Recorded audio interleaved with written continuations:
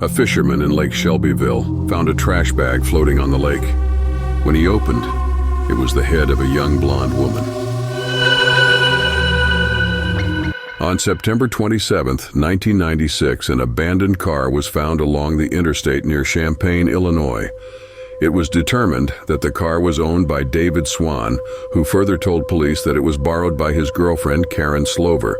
She borrowed it to pick up her son from his grandparents' home, whereas both grandparents claimed that she never showed up that night. After 2 days, the fisherman found the head of a woman that was shot 6 times in the head. It was confirmed to be Karyn Slover. She was just 23 years old. Other bags were found at the lake that contains other pieces of her body parts. Police started their investigation by looking Michael Jr., her ex-husband, as a potential suspect.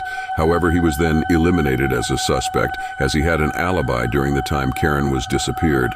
Police then turned their attention to her boyfriend, David Swan, who had a criminal history of impersonating as a police officer. What raised suspicion was that he claimed he was at the wedding rehearsal by the time of her disappearance, but other guests told the police that he was 45 minutes late, which gave police a 45-minute window in which he could commit the crime. However, after hours of interrogation, he stated that he was at the ATM withdrawing cash, which was confirmed by the CCTV footage from the ATM. The case turned cold as there was no other lead. In 1998, 2 years after the disappearance, police reopened their investigation and observed that Karyn was killed and cut outdoor as dirt and rocks were found on the clothes and body parts. Michael Sr. and Jeanette, the grandparents, owned the car lot. Investigators thought that a 5,000 square feet car lot could be the perfect place for a murder. Jeanette, on the other hand, was really close with her grandson. She had some weird obsession, as police were told by relatives that she's also breastfeeding her grandson.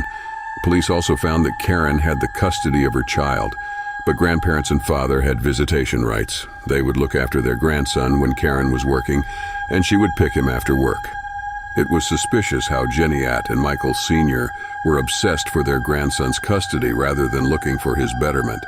Both were questioned about the night Karyn disappeared, but were unable to provide an alibi other than each other. A geologist was brought to see if dirt found on the body parts of Karyn is consistent with dirt in car lot that grandparents owned. Geologist confirms that it was consistent.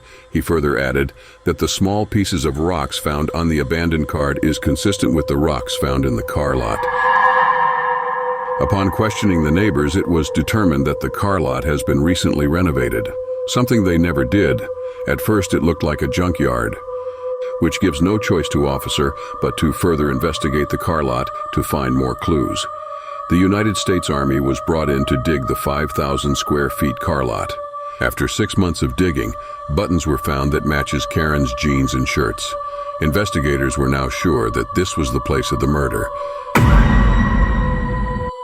Phone records were obtained, and unusually, Michael Jr. called his parents 12 times at the time of the disappearance of Karyn.